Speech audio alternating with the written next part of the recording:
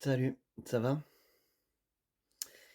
Ne te fie pas aux apparences. C'est le titre que j'ai tenu à mettre sur la vignette de cette vidéo.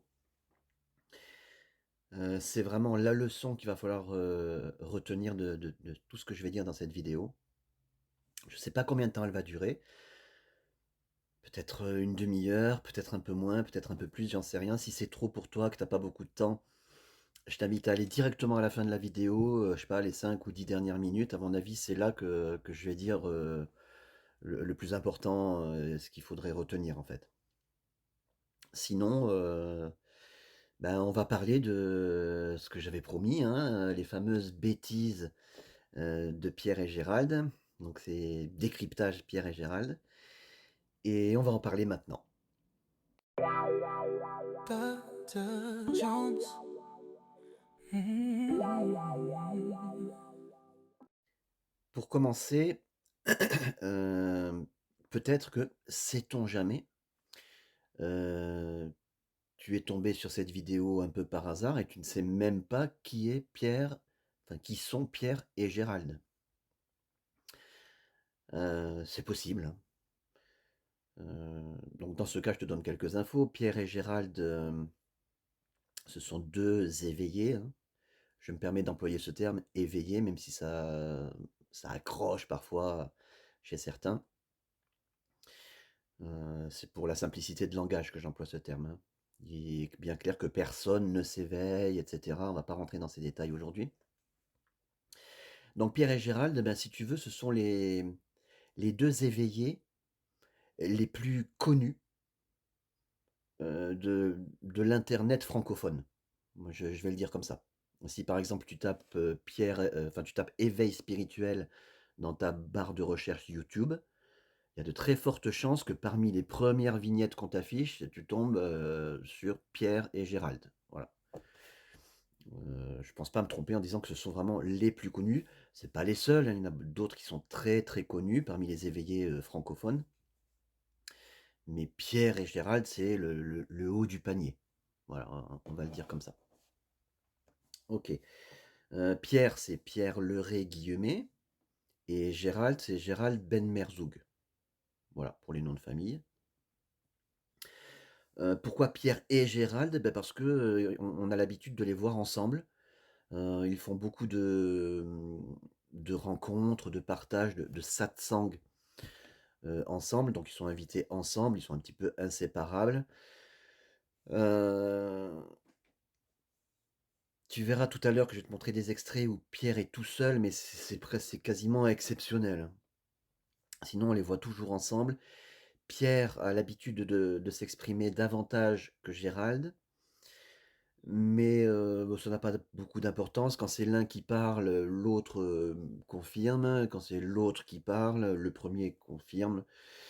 Donc on peut dire qu'ils parlent d'une seule et même voix et c'est très bien comme ça, hein, il y a pas de problème, heu Il y a pas beaucoup de duos d'éveillés, dans le monde, de l'éveil, sur internet. Il y a Pierre et Gérald, il y a Marion et Gérard, il y a un ou 2 autres couples, mais sinon à part ça, il y en a pas beaucoup donc bon, bah, tant mieux. Moi je suis très content quand il y a un duo comme ça rend les choses parfois plus vivantes, c'est très bien. OK. Alors je vais commencer par te montrer, des extraits. Ces 2 extraits, en fait, il y en a 3. Heu, les, les 2 premiers extraits, sont tirés d'une seule et même rencontre qu'on retrouve sur la chaîne de Pierre, Leray-Guillemet. Alors je te montre, l'image là de sa chaîne, que je t'invite à consulter. C'est une chaîne très, très bien, si tu veux, tu peux apprendre plein de choses, grâce à cette chaîne. Il y a beaucoup de vidéos qui sont assez longues, parfois plus de 2 heures. Parce que ça a été repris de justement de satsang, de rencontres, ben, voilà, qui durent assez longtemps quand même. Mais bon, voilà, si tu as pas peur de regarder une vidéo de 2 heures ou de l'écouter simplement, c'est parfait. C'est une chaîne qui est très, très bien, il y a aucun souci là-dessus. Je recommande cette chaîne. Voilà, les choses soient bien claires. Donc les 2 premiers extraits sont assez courts. Ils sont tirés d'une vidéo qui date a priori d'il y a 7 ans. En tout cas, c'est comme ça que ça apparaît sur la chaîne de Pierre Leray-Guillemets. Je te montre un grossissement, de la vignette. Heu, donc je te laisse écouter ces 2 premiers extraits. On se retrouve juste après. Ok, super. Et sans ego, tu pourrais pas faire le chemin spirituel pour rentrer à la maison, pour t'éveiller. Et les gens ils disent faut tuer l'ego, mais non, l'ego, déjà on peut pas humainement parlant être là sans ego, c'est pas possible parce que l'ego c'est aussi le sentiment d'individualité et on en a besoin pour parler. Ouais, sinon on pourrait même pas parler quoi. Donc on est conscient. Par contre dans la vie non, parce que sans ego tu peux pas interagir avec les autres. L'ego, c'est le sentiment d'individualité. C'est-à-dire qu'il faut un minimum, juste un minimum, que je me sente ici et que toi tu te sentes là pour qu'on puisse parler.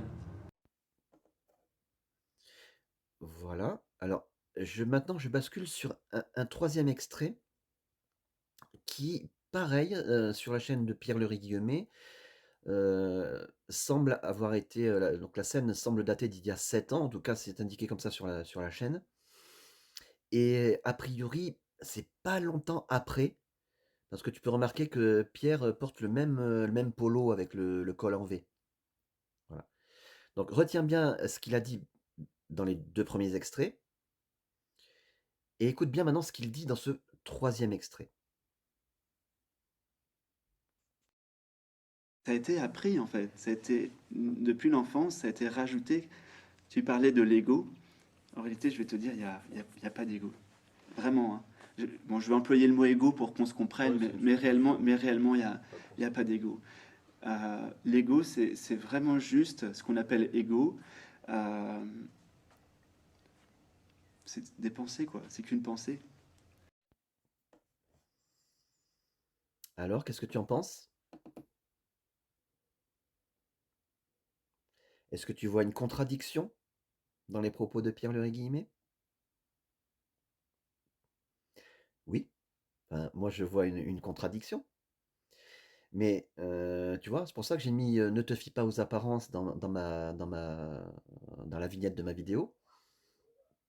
Parce que en fait, moi je ne vois aucun problème dans tout ce qu'a dit Pierre Leray-Guillemets ici.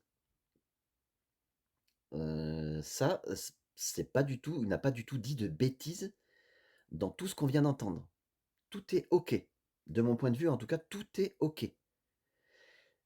J'ai expliqué dans la vidéo décryptage numéro 2 que, lorsque j'ai parlé des différents niveaux de langage, j'ai expliqué que une chose pouvait être affirmée à un certain niveau de langage, mais que lorsqu'on s'exprime à un niveau de langage plus profond, eh bien, ce qu'on a dit avant devient faux et on trouve une contradiction. Les 2 niveaux de langage se contredisent. C'est tout à fait normal, donc aucun problème. Si tu comprends pas, la contradiction là qui a enfin, si tu vois une contradiction que tu n'arrives pas à résoudre dans les propos que tu viens d'entendre, n'hésite pas à me le mettre en commentaire, en disant: «Non, j'ai l'impression vraiment qu'il se contredit, je comprends pas, nanini gna gna gna». Tu peux me le mettre en commentaire. Si j'ai plusieurs commentaires de ce genre, je ferai une vidéo de décryptage spécialement sur cet exemple. Voilà. Pour bien montrer que non, ça apparaît comme une contradiction, mais ça n'en est pas une. C'est simplement que les propos sont tenus à 2 niveaux de langage différents. OK? Maintenant, on va parler, des bêtises, de ce que je peux qualifier en tout cas de bêtises de la part de Pierre et Gérald. On va commencer crescendo par des petites bêtises. Ouais, je mets une espèce de hiérarchie dans les bêtises. Si tu veux, les petites bêtises, c'est celles qui ne portent pas à conséquence. Tu vois? Ça change rien, ça change rien à ta vie, et si tu les entends et que tu les gobes, bah, ça va pas changer grand-chose, c'est pas bien grave. Alors qu'il y a des bêtises, on verra un petit peu plus tard, qui elles, ah, peuvent porter à conséquence. En tout cas, il semblerait. Au niveau des vagues, au niveau de la profondeur, il y a jamais rien qui change, je te l'ai déjà dit. Allez, première petite bêtise, alors là, c'est un c'est un extrait. Ah, faudra que je mette l'incrustation parce que, je l'ai pas en tête. C'est une rencontre en Belgique, ça, je m'en souviens et je vais mettre le de toute façon, je t'affiche la vignette là, sur l'écran et c'est très court donc et sois bien attentif et regarde si tu vois quelque chose qui cloche. On se retrouve juste après.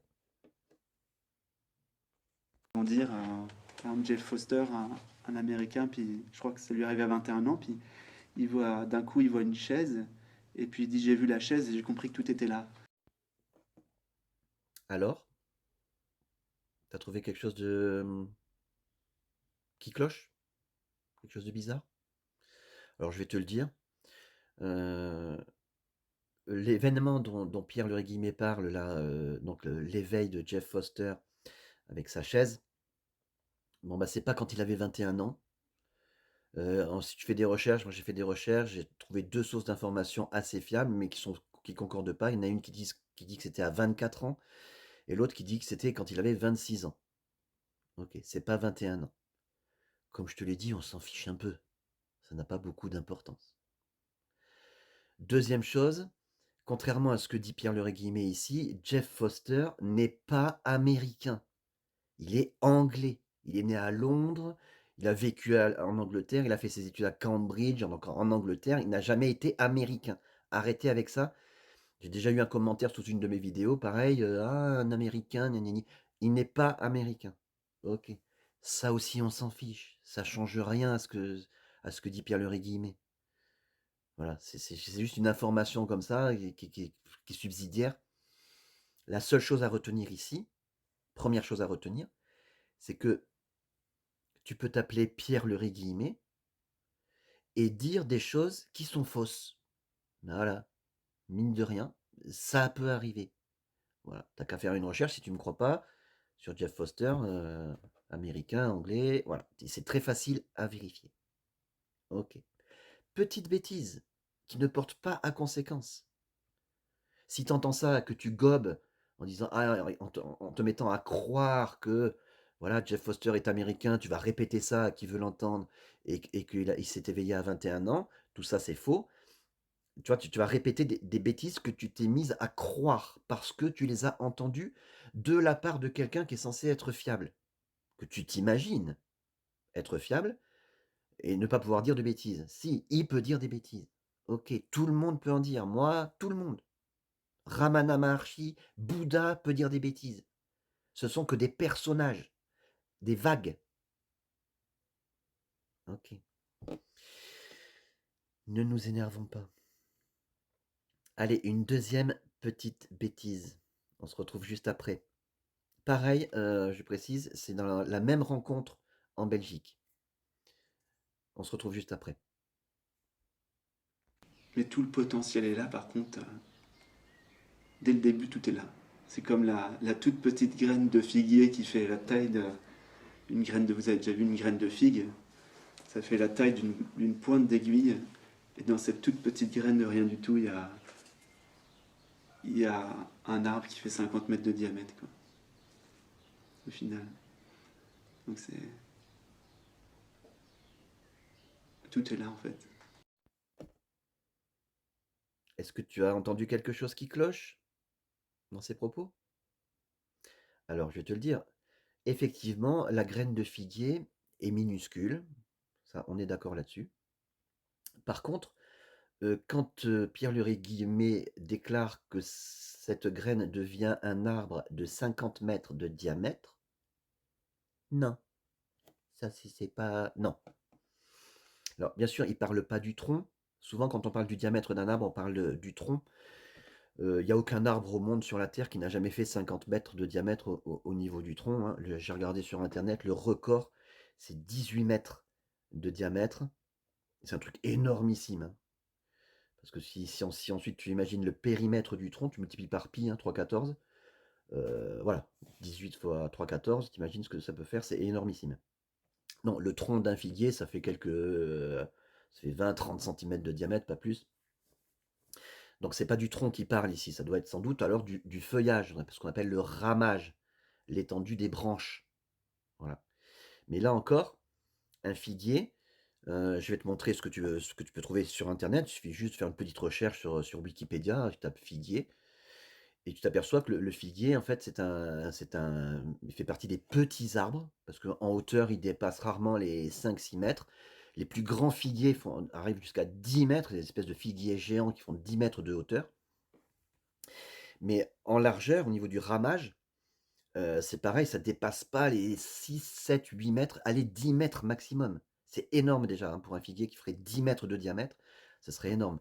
50 mètres, pour te donner une idée, c'est la largeur d'un terrain de football. Tu imagines?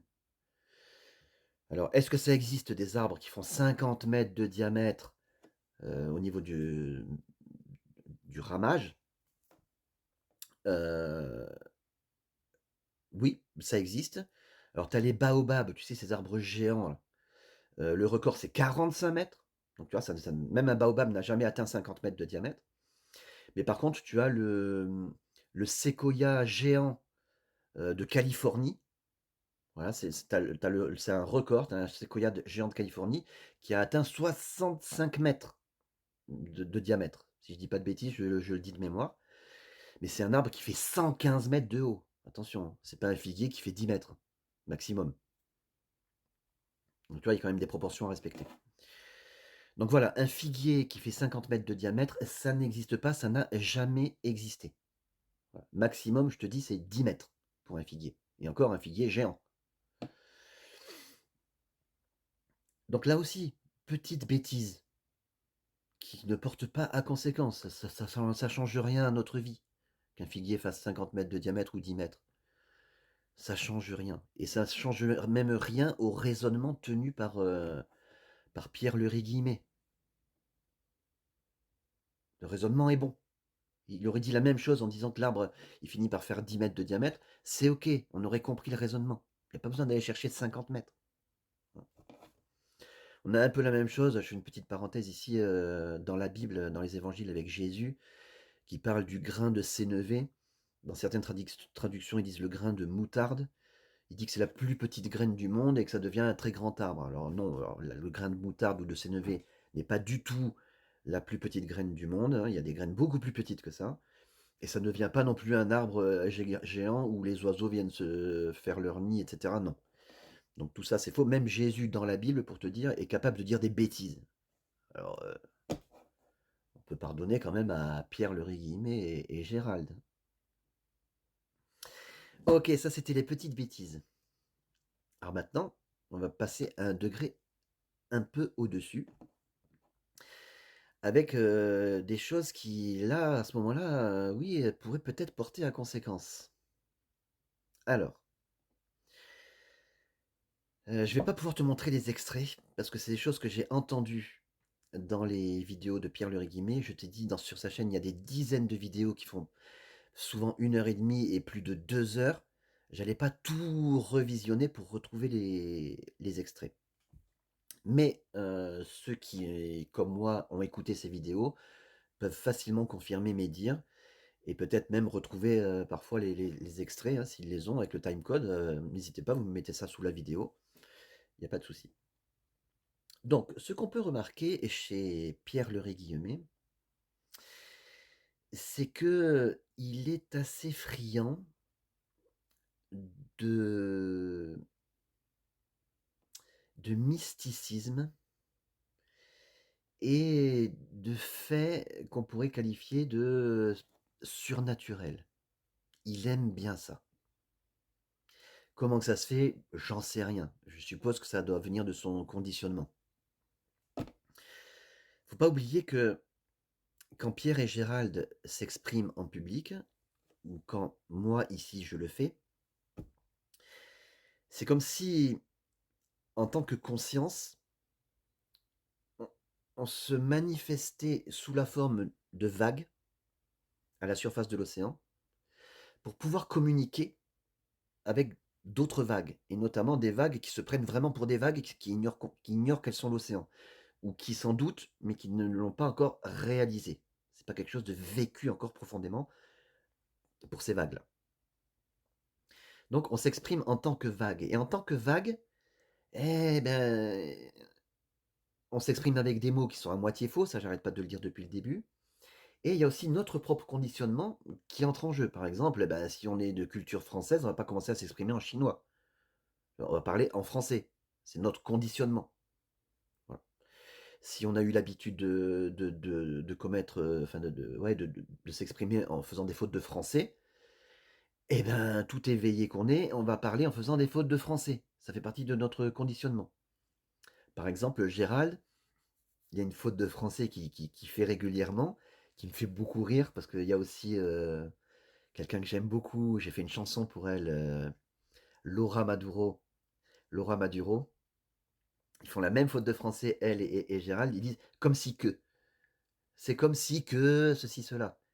Au lieu de dire: «C'est comme si ceci, cela», comme si que. Bon, ça me fait beaucoup rire. Mais c'est pour dire que, voilà, un éveillé qui s'exprime, il va s'exprimer, il y a son conditionnement qui va rentrer en jeu. Donc je suppose que dans son conditionnement, Pierre est amené à aimer tout ce qui est mystique et surnaturel. Et du coup, il va nous parler de choses qui, pour certaines autres vagues, telles que moi notamment, hein, mais pas que, vont paraître très, très bizarres. Par exemple, dans une vidéo, Pierre nous dit que il a été en contact. Quand il le raconte, hein, c'est comme ça, je déforme pas. Si je déforme, n'hésitez pas à me le dire en commentaire, et je corrigerai le cas échéant. Il a été en contact quand il était en Inde, parce qu'il était en Inde, alors il raconte beaucoup d'histoires de ce qu'il a vécu en Inde. Il était en Inde en contact avec un maître qui, sous ses yeux, c'est comme ça qu'il le raconte, sous ses yeux, a matérialisé des objets. Mmh, je sais pas si tu vois le truc, il y a le gars, il est là, il y a rien, il y a et là, hop, il fait apparaître des objets. Il matérialise des objets physiques. Un peu comme Jésus dans la Bible qui multiplie les pains et les poissons, tu vois le truc? Et d'ailleurs, quand il en parle, il dit que, bon, bah, oui, c'était un petit peu impressionnant quand il l'a vu, mais lui, il cherchait autre chose. Il cherchait pas comme ça forcément des manifestations spectaculaires. Il cherchait quelque chose de plus profond, de plus permanent. C'est normal quand on cherche l'éveil. Donc voilà, quelqu'un qui fait apparaître comme ça des objets physiques. OK. Donc autant te dire que moi, je ne crois pas un mot de ces trucs-là, hein. Mais Pierre le Guillemets, lui, il en parle comme une réalité. Lui, il y croit. Ah ça quand il en parle, tu vois qu'il y croit, hein. Dans ses vidéos, il nous dit aussi qu'en Inde, il y a des gens qui se font enterrer, donc je sais pas à quelle distance sous la terre, comme s'ils étaient morts, en fait, hein. On les recouvre de terre et cetera et on les laisse comme ça plusieurs jours, si je me rappelle bien. J'allais dire plusieurs semaines, je suis pas sûr, mais au moins plusieurs jours et puis au bout de plusieurs jours, on les déterre et puis hop, voilà. Donc des gens qui arrivent à respirer. Alors respirer sous la terre, c'est pas possible, donc des gens qui restent vivants après plusieurs jours sans respirer. Je sais pas, interprète ça comme tu veux. L'un comme l'autre est totalement impossible. C'est pour ça que j'en n'en crois pas un mot. OK, qu'est-ce qu'il nous dit encore? Il nous dit que alors ça, c'est une histoire qu'il raconte, il nous dit pas qu'il en a été témoin, de ce que je m'en souvienne en tout cas. Donc c'est une histoire qui se raconte, j'imagine, hein, en Inde, enfin qui s'est passée en Inde. Mais lui, quand il le raconte pas en disant, en mettant des précautions du genre: «Il paraît que ça s'est passé» ou «On raconte que ça s'est passé». Non, pour lui, ça s'est passé. La façon dont il le raconte, pareil, il y croit, hein. L'histoire d'un maître spirituel qui discute avec, ben, ce qu'on appelle aujourd'hui un peu les rageux, là, les haters. Donc des gars qui le contredisent, qui cherchent la contradiction, donc lui, le maître, il essaye quand même de répondre et cetera et au bout d'un moment, apparemment, il en a ras-le-bol, le type. Qu'est-ce qu'il fait? Il se lève, il passe à travers le mur de la pièce et il re-rentre par une porte. Il revient s'asseoir à sa place et il dit au gars, «Bah, quand le jour où vous arriverez à faire ça, là, on pourra discuter». C'est comme ça qu'il raconte l'histoire. En gros, le maître, spirituel dont il parle est ce qu'on appelle un passe-muraille. Il passe à travers les murs, le type.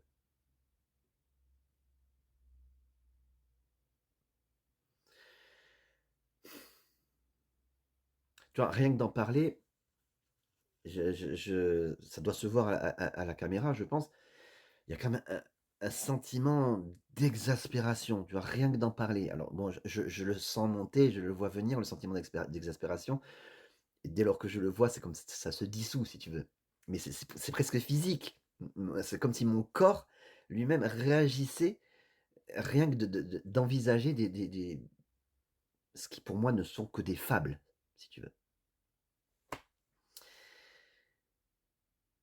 Et enfin, heu, un dernier exemple et c'est là que tu vas voir, en quoi ça peut porter à conséquence, ce genre de propos. Dans une vidéo, alors là, c'est dommage que j'ai pas retrouvé la référence exacte. Si tu l'as, là, si quelqu'un l'a, qui pouvait me la mettre sous la vidéo, en me disant: «Oui, c'est dans telle vidéo, à tel timecode». Donc moi, je l'ai entendu, alors ça faisait pas longtemps que j'avais connu l'éveil. C'est une des premières vidéos de Pierre Guillemets sur laquelle je suis tombé, où il raconte que, en Inde, dans certains endroits, on peut voir des Indiens en lévitation, je cite: «J'espère ne pas déformer, à tous les coins de rue», à certains endroits en Inde. Quand j'ai entendu ça, j'ai la pre c'est je crois que c'est la première chose que j'ai entendue comme ça de surnaturel de la part de Pierre Guillemets. J'ai je me suis dit: «Mais qu'est-ce qu'il raconte? Des gens qui lévitent?» Et là, tu vois, le problème, c'est que le «problème» entre guillemets, c'est que puisqu'il s'agit d'un témoignage public, bah, il y a beaucoup de gens, qui regardent les vidéos de Pierre et de Gérald et qui entendent ça et qui, sans le moindre discernement, le moindre recul, le moindre regard critique ou objectif, vont gober tout simplement cette information, ces informations. Ils vont se dire: «Ben, voilà, en Inde, il y a des gens qui sont capables de matérialiser des objets, qui sont capables de respirer sous la terre, qui sont capables de passer à travers les murs et de se mettre en lévitation». Et ça peut changer la manière dont celui qui entend ces témoignages, la manière dont il va voir le monde autour de lui. Ça va le plonger dans des espèces de croyances sans le moindre fondement. Je vais faire une petite parenthèse ici. Je vais me permettre. Souvent quand on interviewe des éveillés, il y a une question qui revient régulièrement, c'est, comment tu définirais l'éveil?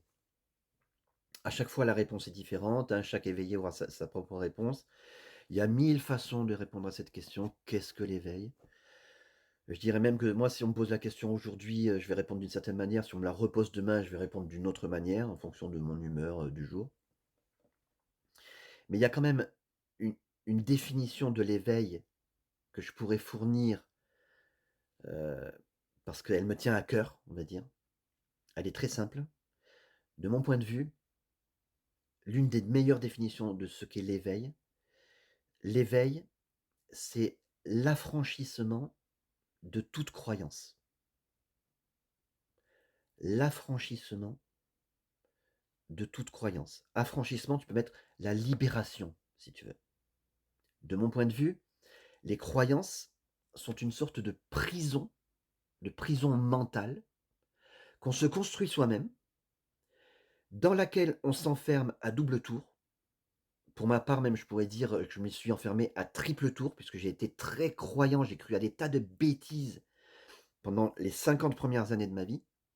Je m'y suis enfermé à triple tour, donc c'est une prison qu'on se construit soi-même, dans laquelle on s'enferme et dont on possède la clé. Voilà, on est assis dessus et on reste enfermé comme ça. Et l'éveil, c'est la libération, l'affranchissement de ces croyances. Et tu vois, pour le neti-neti, j'en ai parlé plusieurs fois. Pour moi, le neti-neti peut-être le plus puissant, le plus efficace, ça serait que quand on enlève une pelure d'oignon, rappelle-toi les pelures d'oignon: «Je ne suis pas les pensées, je ne suis pas les émotions, je ne suis pas le» Ça serait plutôt, j'enlève une pelure d'oignon et je dis: J'arrête de croire que je suis les pensées. J'arrête de croire ou j'enlève la croyance que je suis les émotions.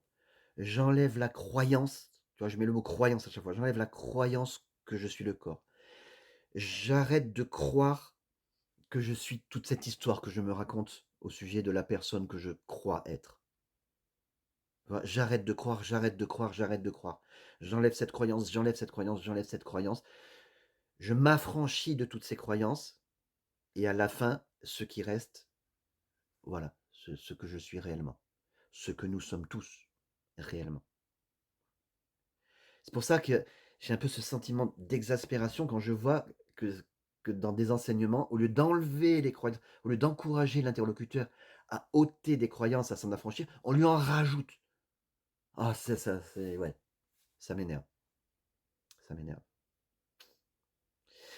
Alors, tu vois, par rapport à cette histoire de lévitation, je vais te montrer maintenant un extrait d'une, interview qui a été menée il y a pas très longtemps, hein, je vais mettre pareil une incrustation de la vignette, ça doit dater d'il y a quelques mois, 3, 4 mois peut-être, pas plus. Interview de Pierre et Gérald par quelqu'un que je connais pas du tout, j'ai regardé sa chaîne, je vais pas en faire la publicité, une chaîne que je ne recommande pas du tout, pleine de croyances en tout genre, New Age, Padre Pio, oh heu et dans cette, interview, c'est à la fin, heu, tout à la fin, le monsieur là qui interviewe Pierre et Gérald va ressortir presque mot pour mot cette histoire de lévitation que j'ai entendue, chez Pierre Guillemets, chez Pierre et Gérald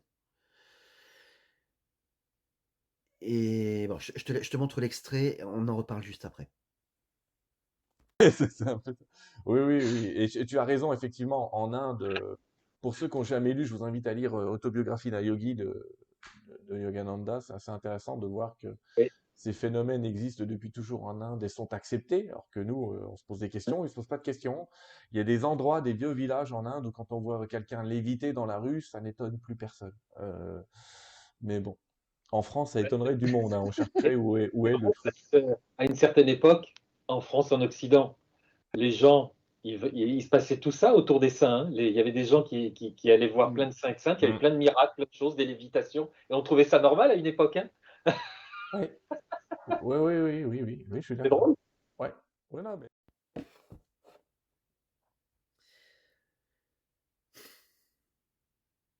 Alors tu vois, je pense que ce monsieur a dû, regarder quelques vidéos de Pierre Guillemets et Pierre et Gérald avant de faire l'interview et qu'il a dû tomber sur cette fameuse vidéo dont je te parle où Pierre parle de lévitation à tous les coins de rue là.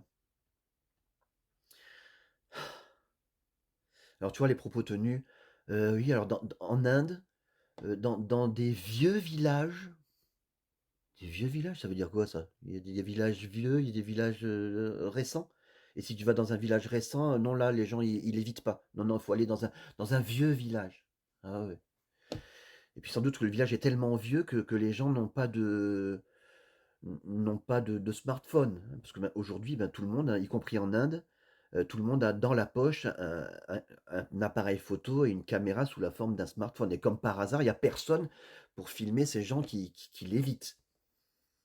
Parce que tu peux rechercher, il y a aucune vidéo qui existe nulle part de gens qui lévitent, sauf bien sûr, des trucs trafiqués avec l'intelligence artificielle, photoshopés ou je ne sais quoi, ou avec des systèmes de lévitation comme font les magiciens, hein, donc de la triche quoi, c'est pas de la vraie lévitation. Ça n'existe pas en fait, la lévitation, ça n'existe pas. Pour te dire d'ailleurs que pourquoi ça n'existe pas, c'est très facile.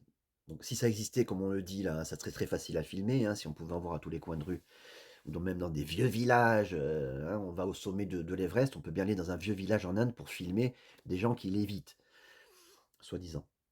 Mais, ce que peut-être Pierre, et Gérald ne savent pas ni ce monsieur qui les interroge, c'est qu'il existe depuis plus de 50 ans maintenant ce qu'on appelle des prix scientifiques. Je vais te montrer des images en incrustation où des sociétés scientifiques, si tu veux, proposent jusqu'à 1 million de dollars, ça existe depuis les années 60, jusqu'à 1 million de dollars pour quiconque serait capable d'effectuer une action dite surnaturelle, comme justement faire apparaître des objets, passer à travers les murs, respirer sous la terre ou léviter. C'est-à-dire que un homme qui serait capable de s'extraire de la gravité, ne serait-ce que de quelques millimètres, même 1 millimètre, pendant quelques secondes, le gars, on lui donne le prix 1 million de dollars direct. Direct. Alors bien sûr, ce seraient des scientifiques qui viendraient examiner le cas, on regarde sous toutes les coutures s'il n'y a pas de tricherie, un mécanisme ou quoi. Et si c'est avéré que c'est faisable, le gars, 1 million de dollars. Ce serait le gars le plus riche de la Terre, en fait, parce que tous les scientifiques du monde entier viendraient étudier son cas, comment que ça se fait, quel est ce phénomène, etc. Et tu peux imaginer ce que peut faire un Indien avec 1 million de dollars, surtout dans un vieux village. Quand tu sais que quand tu vois le niveau de vie en Inde, le SMIC là-bas, je crois que c'est 230 dollars, quelque chose comme ça. Et peut-être encore moins. Et le salaire minimum, non, le salaire moyen, c'est 230 dollars par mois. Et le SMIC, donc le salaire minimum pour un Indien, c'est 2,39 € par jour. Ce qui fait, je crois que ça fait 72 € par mois. Quelque chose comme ça. 72 € par mois. Avec ça, ils arrivent à vivre. Difficilement, mais en Inde, tu peux vivre avec 72 € par mois. C'est déjà un salaire, le salaire minimum. Alors imagine avec 1 million de dollars. Tu le mets en banque et rien qu'avec les intérêts, tu fais vivre tout ton village ad vitam aeternam. À 1, 2 ou 3% d'intérêt par an sur 1 million de dollars, je te laisse faire le calcul. Le gars, il a le plus beau village de l'Inde, hein. Il peut construire des écoles pour enfin, tu vois le truc. Le gars, il va pas cracher sur 1 million de dollars. Voilà. Donc non, franchement, j'y crois pas. Quand cette interview est sortie, j'en profite pour passer un gros bonjour à Julien, de mon groupe WhatsApp sur la vision sans tête. Quand il était outré quand il a entendu ça, il a dit: «Mais c'est pas possible qu'on puisse encore faire croire des trucs pareils aux gens». Et je lui ai répondu en disant: «Ah bah, bravo pour ta réaction, c'est ça, c'est la conscience». Parce que la conscience, c'est ce qui est vrai. Et donc, c'est normal que quand il y a quelque chose comme ça qui apparaît comme tellement faux, qu'il y ait une réaction presque, comment on dit? Viscérale, tu vois? Une réaction qui vient des entrailles comme ça. Le corps même qui va réagir en entendant des bêtises pareilles. C'est normal. Donc je lui ai dit: «Bravo Julien» et je te le redis: «Bravo». Après je te dis: «Bon, t'énerve pas, c'est pas grave». Je vous l'ai dit, ça peut porter à certaines conséquences, parce que ça va faire rentrer dans l'esprit de ceux qui l'entendent d des croyances. Au lieu de s'affranchir de croyances, on leur en rajoute. Donc ça, c'est vraiment dommage, mais quelque part pas tant que ça, pas tant que ça. Heu, si on prend un peu de recul sur tout ça, heu, on pourrait dire que, ces croyances, ce sont comme des pointeurs qui pointent une mauvaise direction. Au lieu de pointer vers la profondeur de la vérité de ce que nous sommes, ça pointe plutôt vers le haut des vagues, même l'écume des vagues, les trucs va foireux, des trucs pas clairs, un mélange d'eau, d'air, de mousse, de micro-algues, de pollution. Voilà, ça pointe vers la surface des vagues, l'écume des vagues. Et du coup, c'est comme si le chercheur d'éveil voulait aller dans une certaine direction, vers la profondeur en fait, là où c'est vrai, là où on trouve la vérité, mais qu'on leur tire vers le haut. Voilà, ou un peu comme un élastique, voilà. Tu vas dans une direction et tu as des élastiques dans le dos, des croyances qui te tire dans l'autre sens. Donc oui, ça t'empêche d'avancer, mais il y a un jour où l'élastique, à force de tirer, il lâche et là, piou, tu pars comme une balle. Moi, c'est ce qui m'est arrivé. J'étais enfermé dans des croyances pendant 50 ans, comme un ressort dans une main qui était comprimée, tu vois? Pendant 50 ans et sauf que quand ça s'est ouvert, je suis parti comme une balle. Comme je disais dans une vidéo précédente, je crois que c'est, je crois que c'est le décryptage numéro 3 où je disais que l'éveil, quand on comparait l'éveil à une plante qui pousse, un phénomène naturel, l'éveil, personne ne peut le provoquer, personne ne peut le forcer, personne ne peut même l'accélérer. Mais c'est aussi valable dans l'autre sens. Personne ne peut le ralentir, ni le stopper. C'est un phénomène naturel qui est à l'œuvre, c'est la conscience qui est à l'œuvre et aucun être humain, aucun enseignant spirituel, aucun accompagnant, aucun Bouddha, aucun Ramana Maharshi ne peut ni l'accélérer, ni le freiner, ni l'arrêter, ni le forcer. Le phénomène est à l'œuvre et il se poursuit quoi qu'il arrive. Donc sois rassuré là-dessus. Voilà. Si tu t'aperçois qu'on t'a mis des croyances, j'allais dire des fausses croyances, c'est un pléonasme. Si on t'a mis des croyances dans la tête et que tu t'en aperçois, c'est pas grave. Tu pourrais penser que ah oui, mais ça m'a ralenti dans ma peut-être ça t'a fait reculer, mais reculer pour mieux sauter. Ne t'inquiète pas. C'est pour ça, même Julien, si tu m'entends, il n'y a pas lieu de s'énerver. C'est pas grave. C'est pas grave. Alors que conclure de tout ça? Donc, c'est ce que je disais au début, hein, la vidéo peut-être un peu plus longue que prévu. Et peut-être que tu es arrivé directement à la fin, là, les dernières minutes. Il n'y a pas grand-chose à dire en fait. Heu, la morale de tout ça, c'est que, comme le dit la vignette, il ne faut pas se fier aux apparences. Lorsque tu as un enseignant spirituel, un accompagnant spirituel tel que Pierre ou Gérald, heu, ce que tu vois en réalité et ce que tu entends, ce sont des vagues qui s'expriment avec le filtre de leur propre mental, avec le filtre de leur propre conditionnement et ils peuvent dire des bêtises. Ils peuvent même encore avoir des croyances dues à leur propre conditionnement. C'est possible et donc ils peuvent dire des choses qui sont fausses. En revanche, prête bien attention à ce que je te dis maintenant. Là où tu peux leur faire confiance, là où ils disent vrai, c'est lorsqu'ils parlent de ce qu'ils sont réellement, de ce que nous sommes tous réellement. Lorsqu'ils parlent de ça, ils en parlent avec des mots qui sont faux, ça je l'ai toujours dit, mais là, ils emploient les mots comme des pointeurs qui pointent dans la bonne direction, c'est-à-dire la direction de la profondeur de l'océan. Là, quand ils parlent de ça, lorsqu'ils parlent de ce que nous sommes réellement, c'est OK, c'est vrai, c'est nickel. Ils ont un enseignement d'excellente qualité. C'est pour ça que je te recommande leur chaîne. Là, il y a aucun problème.